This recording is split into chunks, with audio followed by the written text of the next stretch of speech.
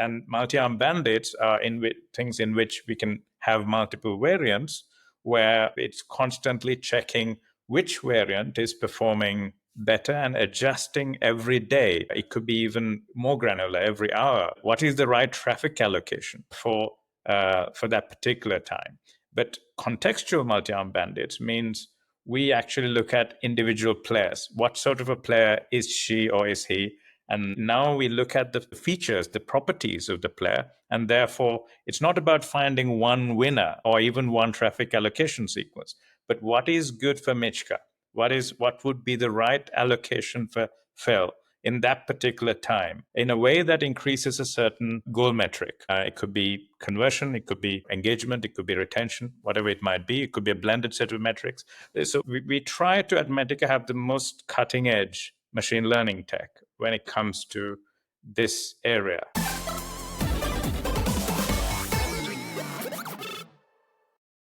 Welcome, everybody, to the Deconstructor of Fun podcast. I'm your host, Mishka Katkov, and I have three really strong co-founders here on this week's episode. We have Justin Stolzenberg, previously a co-founder of Phoenix Games and Flare Games, currently co-founder of Metica. Justin, welcome to the podcast straight from Pakistan.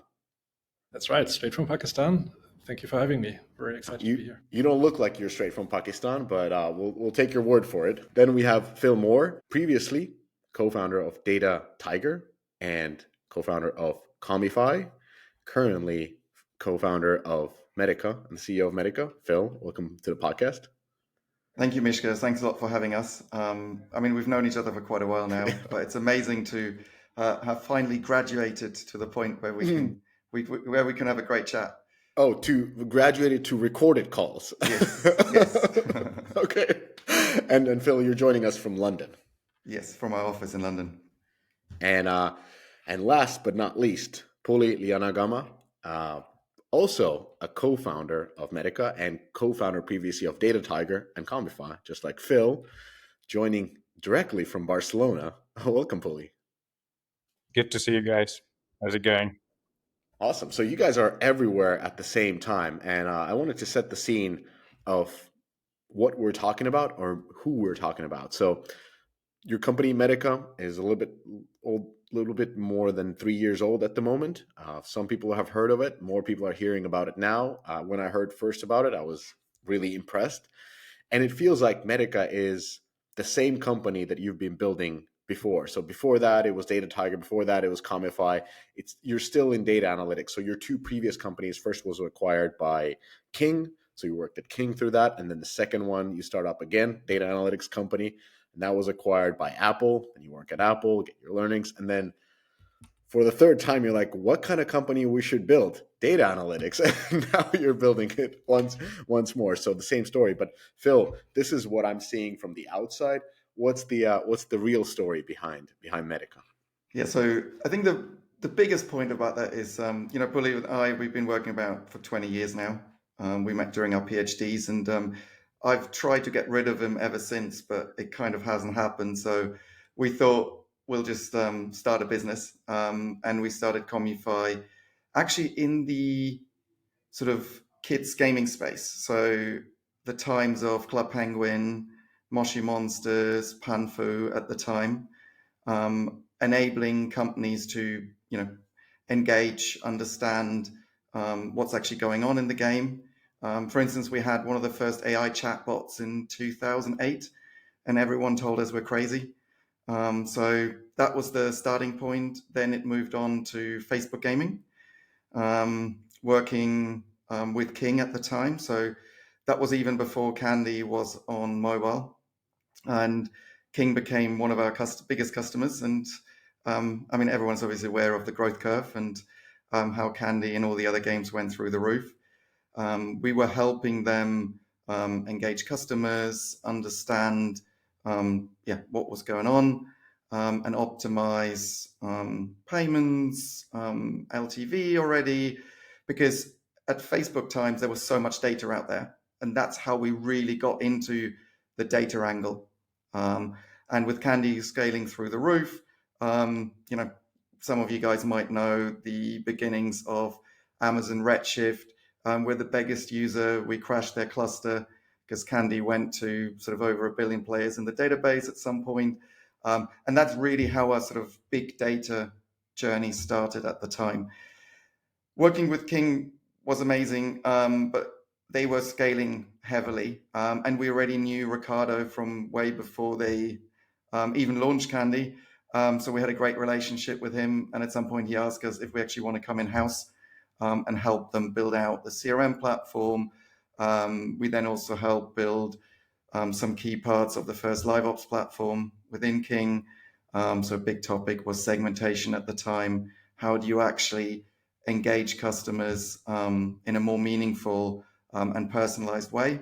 Puli can say a little bit about that maybe in a bit more detail in a minute. But segmentation was the big challenge and the thing. But what we really found was, at the beginning, it was a super simple problem. It's, I don't know, male, female players or players in the US or in Germany or in Finland. And at the beginning, it's really easy. But at the end, we had over 15,000 segments in Candy Crush, at which point you just don't know what's going to happen anymore to a player because everything was overlapping. And these are challenges we found you're only facing once you scale above a certain size. And that then led us, after we spent quite a bit of time at King, to start DataTiger, because a lot of lessons learned at scale. And we realized, things can be done better for a better player experience.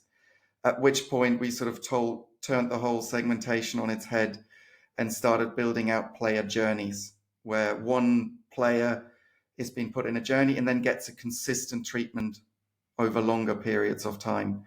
At this point, we're working with companies like Supercell and quite a few others. But then Apple came along, and they, at the time, were scaling all of their services businesses. So Apple TV, Music, Fitness Plus, App Store, iCloud.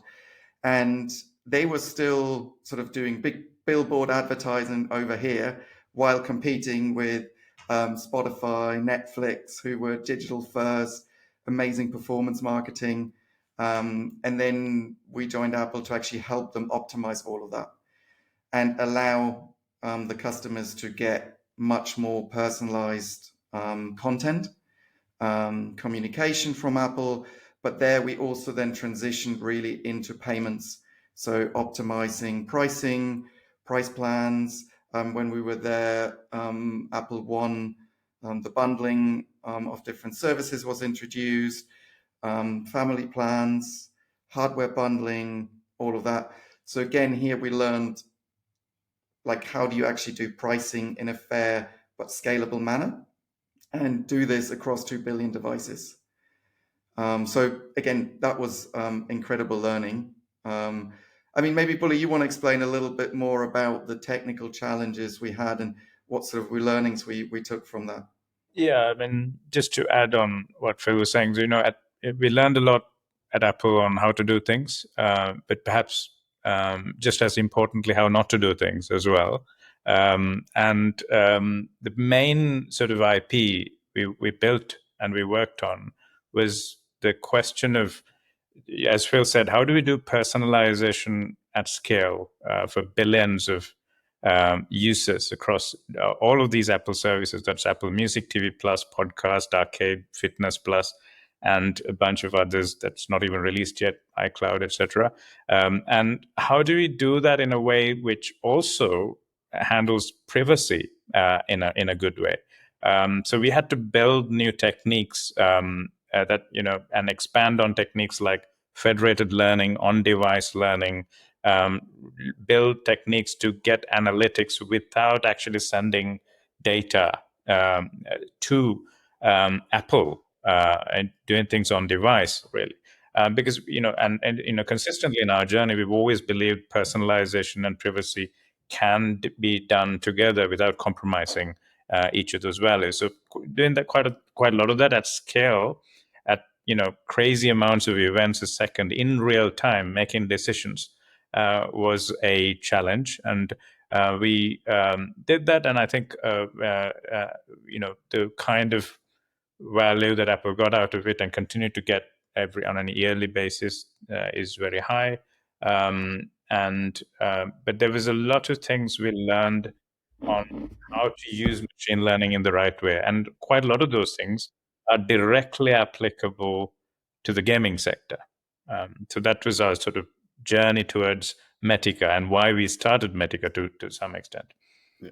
This is interesting. So starting off with that big data journey, so segmentation when was that? Back in 2010, you were kind of focusing on segmentation. 10, 11. Exactly. When all of that came in. The rise of Facebook gaming, and then moving on to segmentation becoming almost like building a circuit boards for live operations where nobody could really figure out how to operate them. Then you move into looking at player journeys rather than the segments, and that leads you to personalization at scale, and then being an Apple, personalization at scale in privacy setting, which helps you to with monetization, with monetization, with bundling and pricing, which kind of leads to Metica. So what is Metica then? Like what's the third stage of this startup building that you've been doing since PhD studies? Do you want to take this one, Justin? Yeah, I kind of take the outside perspective first, because I've observed and used all that stuff that Phil and Puli have been cooking since 2008. My first startup was so Justin was actually customer of every iteration of what we've ever done. And that was not for personal loyalty, but just because they did amazing products that arguably were ahead of their time in many, many ways. So we learned kind of alongside each other the benefits of stuff like segmentation and experimentation at scale, but also the drawbacks. And then in the last 24 months, a lot of things have happened in the games industry that accelerated a few things. And you could almost call it like the perfect storm. Was increasing competitive pressure because more and more increasingly professional and really quick, really large company produced games. You had at the same time an improvement on live operations where a lot of the games that were launched a few years ago became so sticky that those took a larger and larger share of attention and wallet for players. So more games pushed into the market, more time spent on the best games in the market. Privacy changes that many of us call kind of the IDFA apocalypse, where suddenly user acquisition was much, much harder, adding to the competitive pressure and to the kind of disadvantage against existing live operations products. And then a lot of details in how products are monetized, like, for example, the deprecation of waterfall optimization that has happened in particular in the last 12 and 18 months. So you take these kind of headwinds from west, east, north, and south all together, and you have that perfect storm that makes it incredibly hard for even established companies to launch new games. And I've suffered from this many, many years now. It's much easier, I find, to continue expanding an existing product comparing to launching and establishing and then scaling a new product. And so the question in the industry, also that I personally faced as a co-founder of a game publisher, was how do you actually future-proof in such an environment? And the belief that I arrived at was the same that drove Phil and Puli to first create Metica. Was to bring together user acquisition and product, which in too many companies for too many years and iterations of companies have been separated. And B, to have a kind of faster and more effective approach to experimentation, in particular utilizing all of these new technologies that allow automation of experimentation at scale. Because if you look at a beautiful game that you build, really promising early KPIs, you start scaling it. At that point in time, a lot of attention and time is spent on A/B testing. What's the answer for a question like, should I show an ad or an IP to a certain user? You start building out your segments and you test the exact right treatment. But once you go 10x or 100x, as many games aim to do and some games do achieve, those A/B test results just don't hold up anymore. And I'm sure that all of us have experienced that at some point you go back to a test finally after 12 months and suddenly it's kind of very different distributions. So using machine learning and automation approaches was something that very, very obviously looked like the future. Segmentation is being talked about very often, but segmentation is actually the past. We've been doing this for a decade plus, all of us game operators, right? So what's next? We believe that is experimentation at scale. So bringing together UA and product, experimenting on kind of one dimension, and then leveraging automation to segment and experiment on steroids. It's the story of Metica from in and outside. And this is what we call the growth loop.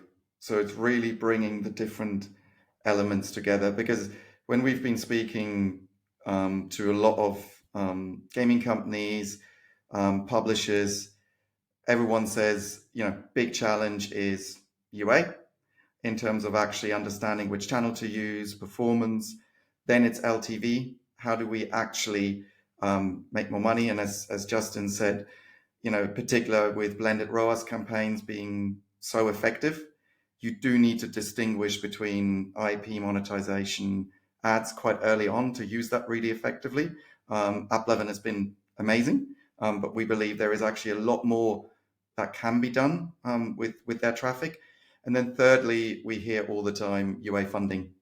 We just need more. And I know you had quite a lot of discussions with others on this topic.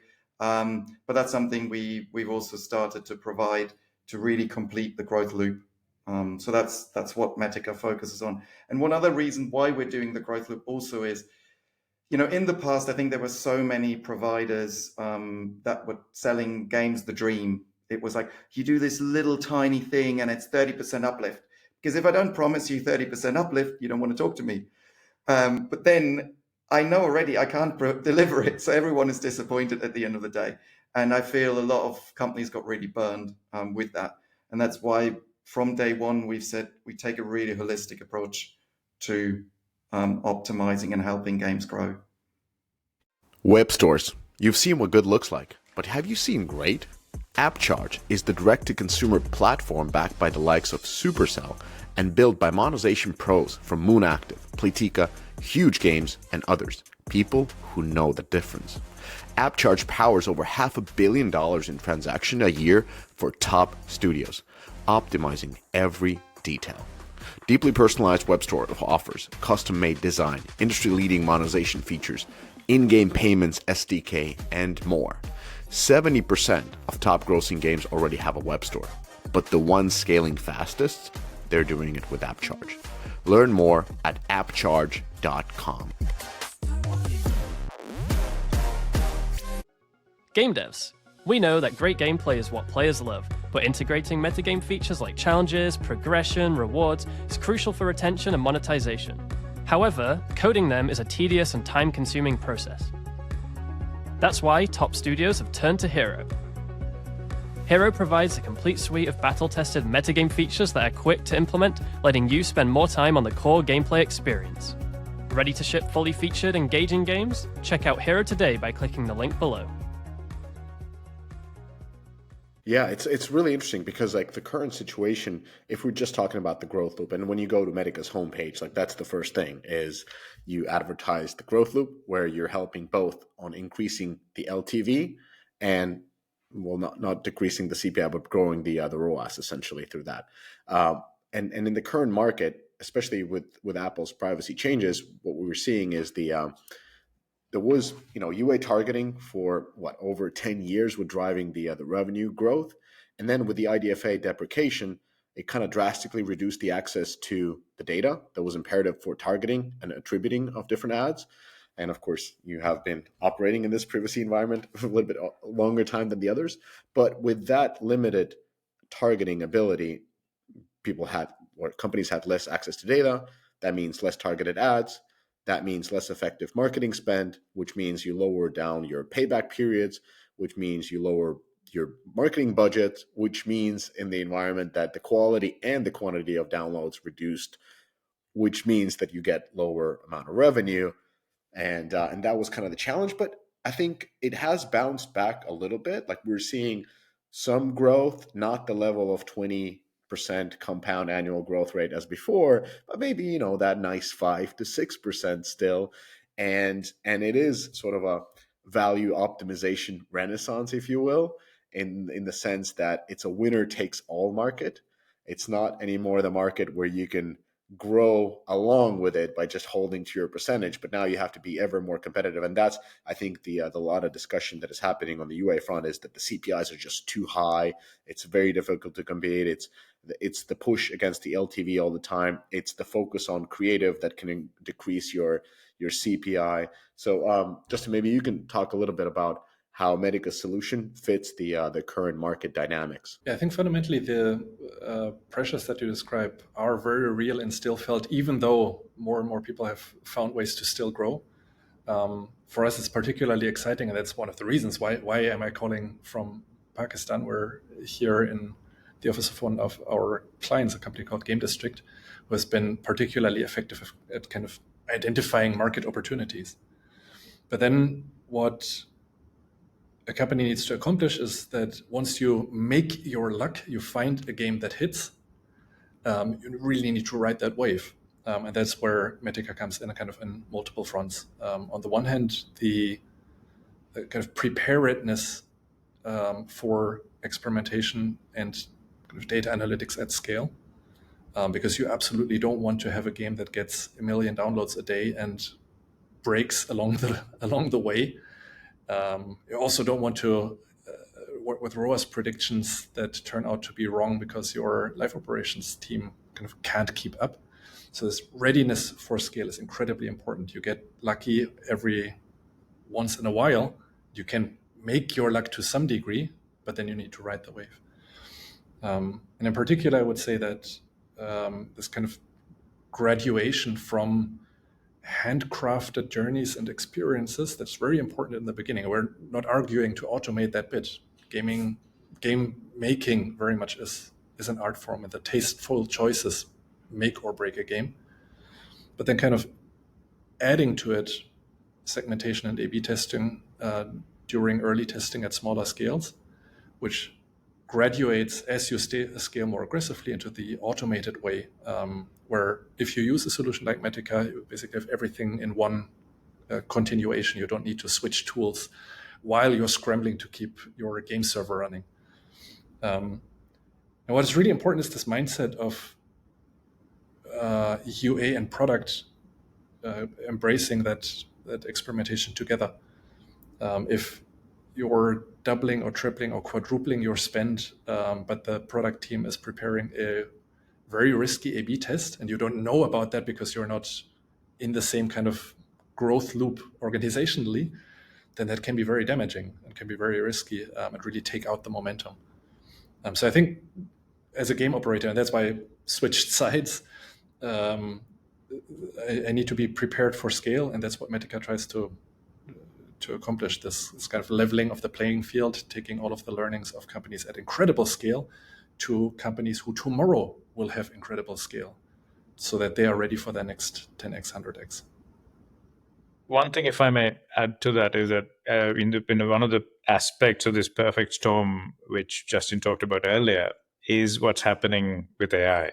And as all of us know, the way in which games are done fundamentally has changed over the last couple of years in multiple aspects, right? And I think in that world where sort of things are sort of shifting towards sort of from in the past, a sort of static rule-based systems towards more adaptive learning, we have to start sort of treating players as individuals rather than sort of these buckets of averages, so to speak. And I think that's where we want our sort of machine learning vision to connect. There's a lot to be done, and there's a lot of money that's left on the table in the old school way of doing things. And I think there's a lot more to be gained from an experience perspective, from a player experience perspective, but also from a monetization perspective, in using intelligence in the right way. Yeah, I think that's a great point. I was actually talking to one of our clients, they were, thinking about moving to segmentation after A/B testing is like what that could be. And I don't know if I used the right analogy. This is a good test here because I said like, well, when you're doing A/B testing, you're essentially, let's say because I'm in Spain now, it's like you're running a kiosk, like a gelato shop, and you would be testing. You have your strawberry gelato, you got your chocolate gelato, you got the vanilla, and 65% of the people choose vanilla. So you decide to serve only vanilla because it's the best. But that's not. It's the best option if you would be able to serve only one.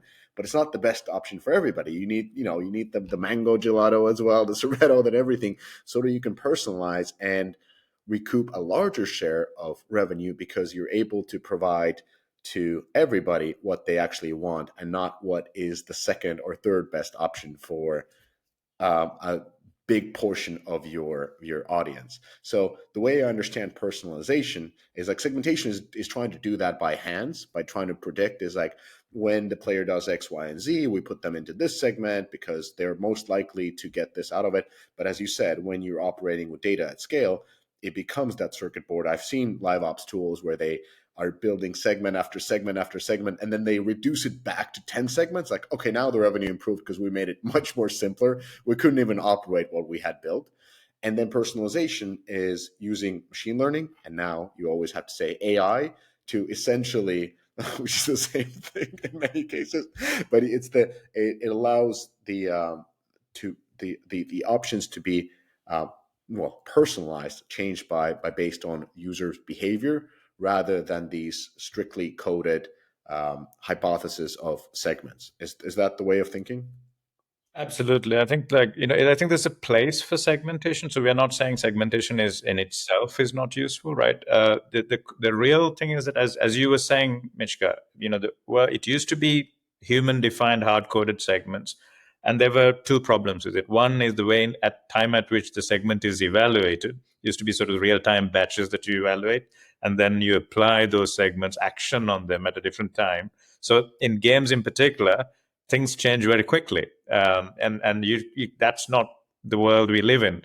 And so now that was addressed by, and also you had these problems of inconsistent treatments, right? You have this campaign doing this, another campaign doing that. So connecting all of these things into a coherent play experience, it was a major problem. That was addressed by what Phil was saying earlier and what we did back in 2016, like real-time user journeys, which sort of connects these things into one sort of real-time treatment sequence.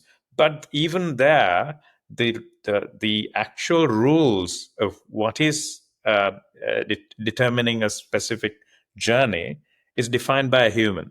And there's nothing wrong with it, but the problem is that within that single journey, they could coexist thousands of micro journeys, which would actually yield better results. And that is impossible for a human only system to scale. So you need to bring in the right kind of statistical learning techniques to be able to scale that to real personalization. So reducing that one sort of massive bucket into thousands of different journeys, which are acting in the best interest of the game. And how do you use AI in Metica? Because like sometimes when talking to Phil in our unrecorded talks, like you've talked about things of like using an LLM essentially that allows you to ask and even command a certain type of behavior and tuning from your LiveOps tool, which sounds amazing from a non-technical person like myself. When I was a PM, I kind of hated using Tableau. Don't even talk to me about it. It's like and SQL, please. I try to get out of all those meetings where they would be teaching that. And if there would be an LLM, I know exactly what needs to happen, but I don't want to use the day of analyzing before that. That's just one of the things of using LLM. But please, like, how are you approaching the AI as a part of Metica? Yeah, can I take that if I may? So there's few things we use. So like there are when the word AI or machine learning is overused in the current world, right? It means people use it to mean so many things. So if I may be specific, we use a combination of techniques in what we call machine learning, right? But so I guess the more potent and the more the sort of thrust of our IP is something in the academic world called the contextual multi-arm bandits. So those are treatments where instead of doing things in an A/B testing way, where you actually run a specific A/B test for a certain period of time to get to statistical confidence without peaking because you're using frequentist methods, etc., and then you look at the outcome of that. And then an analyst would need to pull that data, do the analysis, inform the product team, this is what has happened, this treatment is better between A, B, C, and D, and therefore let's roll out that to the total population, which takes a huge amount of time and huge amount of effort. And at the end of it, you end up with one massive treatment, one winner, right? And multi-arm bandits are things in which we can have multiple variants where it's constantly checking which variant is performing better and adjusting every day. It could be even more granular every hour. What is the right traffic allocation for that particular time? But contextual multi-arm bandits means we actually look at individual players. What sort of a player is she or is he? And we look at the features, the properties of the player, and therefore it's not about finding one winner or even one traffic allocation sequence, but what is good for Michka? What would be the right allocation for Phil in that particular time, right? In a way that increases a certain goal metric. It could be conversion, it could be engagement, it could be retention, whatever it might be. It could be a blended set of metrics. So whatever that metric is, our job is what the bandits, contextual bandits, and we actually produce quite a lot of this tech, and we publish in academic circles as well with KDD, Rexis, and quite a lot of other academic journals. We try to, at Metica, have the most cutting edge machine learning tech when it comes to this area. And that's our sort of major point. We should not be doing, as you said, Mishka, A/B testing and segmentation, but instead think about personalization and optimization rather than the old world. So it doesn't mean that the old world is not relevant, but you're not achieving your full potential in the game if you're doing just that. Especially in the current market where you really have to compete for LTV. You could be competing for LVP financing as well, but for your LTV and just keep your LTV growing in order to be able to invest more and more in user acquisition. But I wanted to kind of take it more on a practical level. So you work with several companies. I mean, going into your webpage, you're seeing a bunch of different companies, Game District included. So Saad was recently on the podcast and talked briefly about the help that you're providing. Would it be possible to kind of get a little bit of a concrete examples of what Metica does? Because we have been on more on theoretical level, but like, what is it in practice for publisher like Game District, which is hybrid casual publisher? So it's a very, very good question, because ultimately, it's not about the technology. It's about what problems we're solving. The technology can solve a lot of problems, but what we've seen is a couple of clear use cases are crystallizing. And they're normally the ones where integration is really fast, because you can do a lot of things and it might take a long time, but it's really about time to value. So one clear use case I touched on earlier a little bit is blended ROAS. So it's really about picking up the player at the point of install and optimizing very quickly should they see more IAPs or more ads. That's a simple decision, but the bandits can optimize that. So that's one clear use case that can be implemented really quickly. Another big use case in the in-game ads world is about interstitial cooldown. So ad frequency. Again, super simple integration, that drives, I don't know, we're seeing between 15 and sometimes 28% sort of in that range uplift by optimizing the interstitial cooldowns. And the third one, which is sort of a very clear use case, which is quite a hot topic at the moment, there are quite a few other companies getting into it, is around bid floor optimization. So as Justin said, the waterfall is being deprecated and a lot of games being on App 11 Max. There is actually a lot of opportunity to optimize bid floors. And we think this is in particular a really exciting area because it's not about changing or doing something with the players themselves, but much more about algorithm against algorithm. So it's really telling and informing Max, okay, we think Mishka is worth, I don't know, $250 eCPM, whereas Phil is a cheap bastard, only 15. So that's, I think a really clear topic and something, we started integrating with quite a lot of companies. So we're live with quite a few, and we've got about 30 companies lined up over the next 6-7 weeks to go live with. If I add to that maybe the kind of practitioner perspective, because sometimes it sounds scary, right? Automation will take away all the jobs. But what we've seen now in practice is that a lot of the work that is automated then frees up time to do much more meaningful and very, very impactful additional work. So if you take these questions, should I show an ad or not? You could build this massive segmentation tree and test a lot of the underlying hypotheses.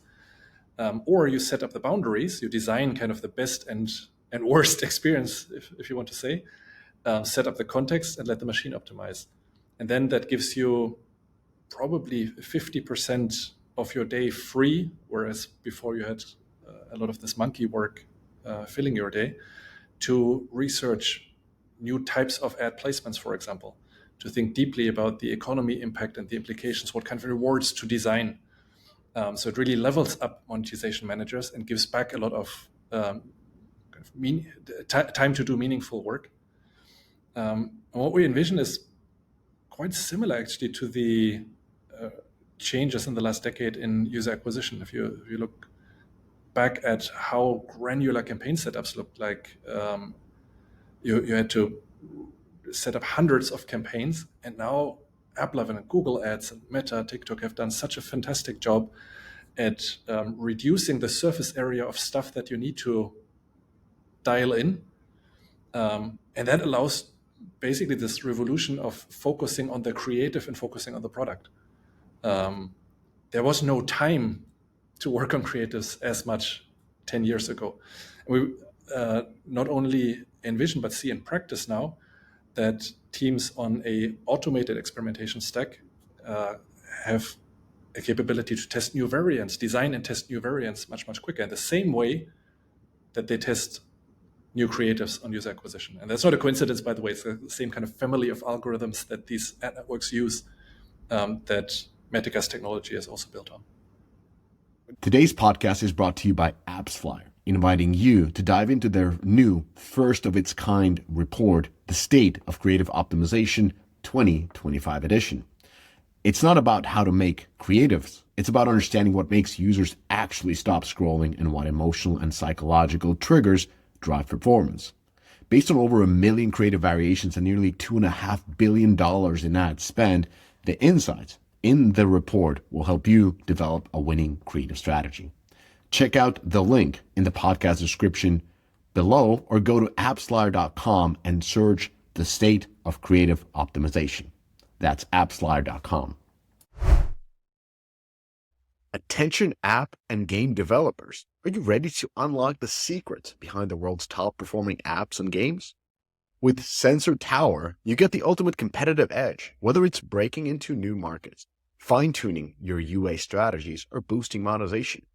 Dive into data like never before, track global trends across app stores, analyze market-leading in-app purchase and in-app ad strategies, and benchmark your performance with real-time insight.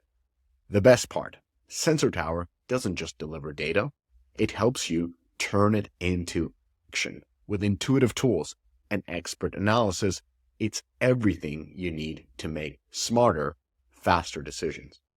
Thousands of app and game studios, from indie creators to global giants, trust Sensor Tower to help them win. So why not you? Start your free trial today at sensortower.com. That is sensortower.com.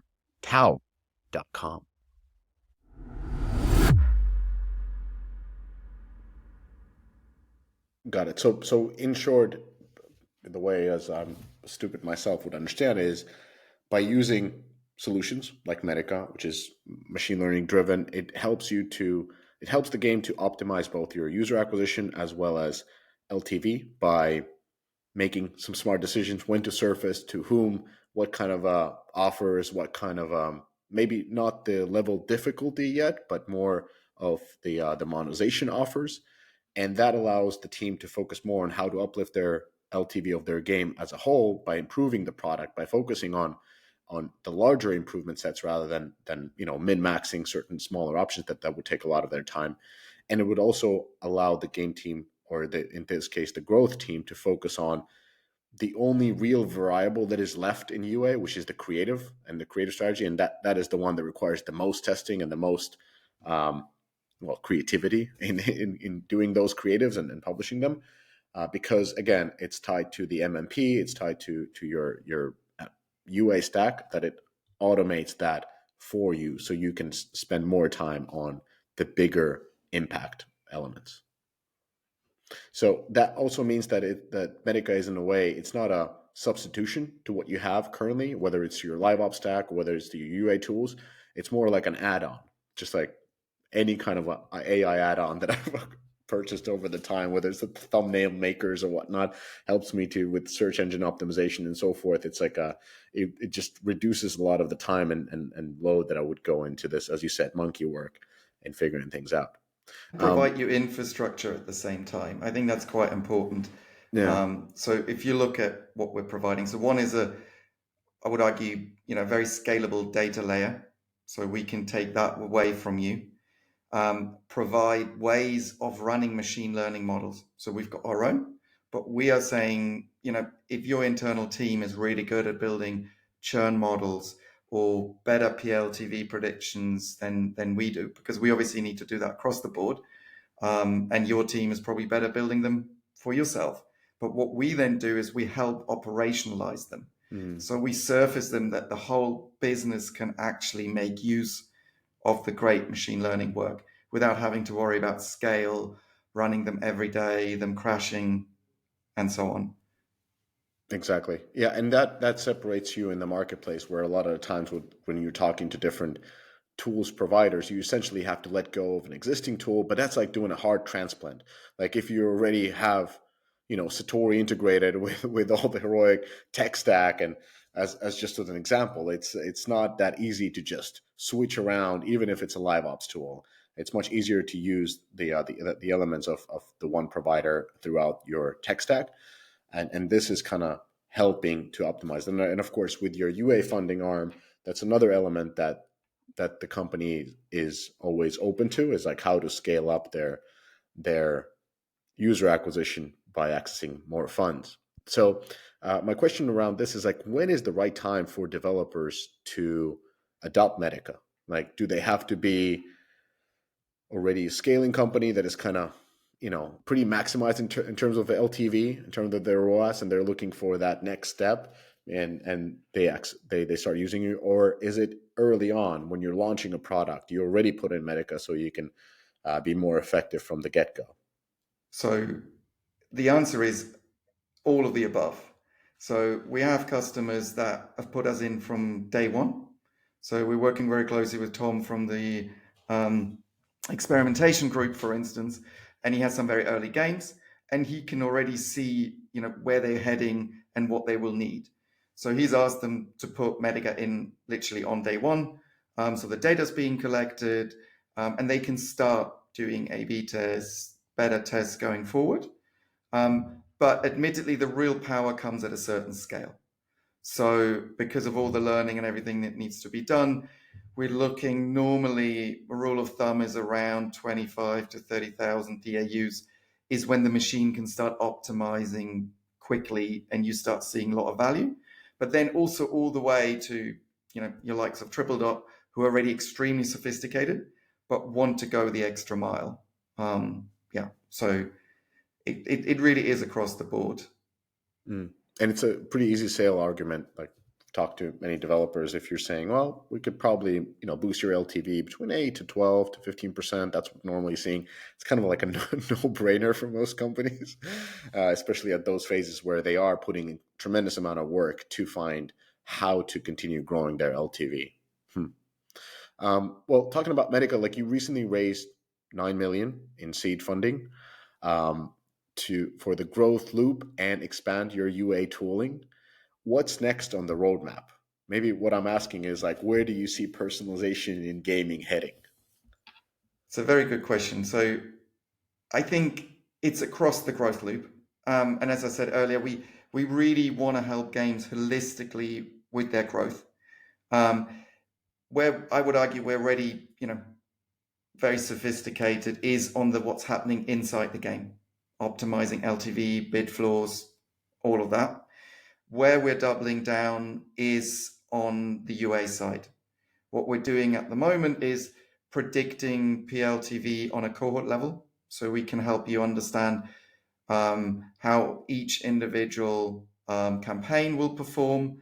We split that into cohorts, so we do forecasting, and then we connect that already, the new installs, with what's happening inside the game.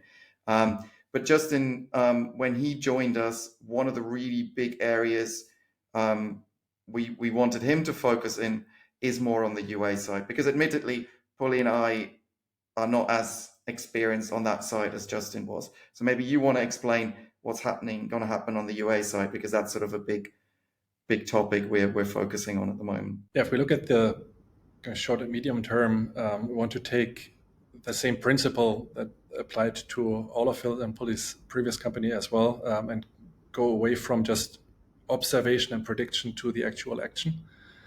So one of the key things we have been working on is making transparent to teams how much they should be spending, and that has two components. It's very easy to overscale a campaign, but it's also very easy to kind of overlook an opportunity. So that's, you could almost imagine that like a spend co-pilot in the same way that you use a lot of co-pilots when you code or write or whatever you do. So it takes the same idea of automating things so that it's easier to scale and that it's safer to scale, all for this phase where you go from 20,000 DAU to 200 to 2 million DAU.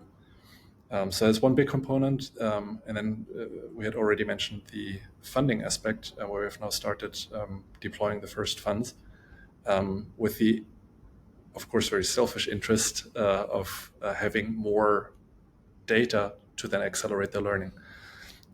So I would say it's really about enabling teams to spin the wheel faster. You have a core loop that has stickiness and that has the expandability. And then you start deploying live operations and content. You start experimenting, and as you become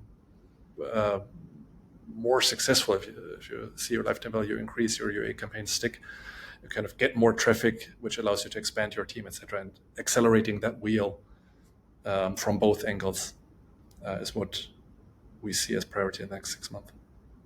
And what type of companies, like what type of platforms do you prefer working? Like, I know you work with mobile companies, that's given. I mean, you're on this podcast, but Roblox, I've heard you work with Roblox companies. Do you have Web3, console PC? What type of companies are looking at? So the focus at the moment is mobile gaming, because clear integrations, you can either have a very straightforward backend integration or an SDK. And it's also admittedly where we have the most experience. But you're quite right, the platform is applicable across the board. We do work with some Roblox companies. We're also doing Web3. So our friends from Goat Gaming in Singapore, for instance. But these are sort of opportunities where we see it really fits because they have the scale. Often we have a relationship, to be perfectly honest, and there it fits. And then we work with them. But the current focus is more on mobile gaming, but we do want to expand across the board. But We feel sometimes we're already doing quite a lot when it comes to the growth loop. So so we do need to focus a little bit as well. So anybody who's in free-to-play space, essentially, or running games as a service is the target, but you're starting off with the most difficult one, which is the highly saturated, incredibly competitive, previously written mobile gaming sector. Yes, no challenge there. No challenge there. But if you succeed, then the rest should be a little bit easier, at least. Absolutely. Yeah.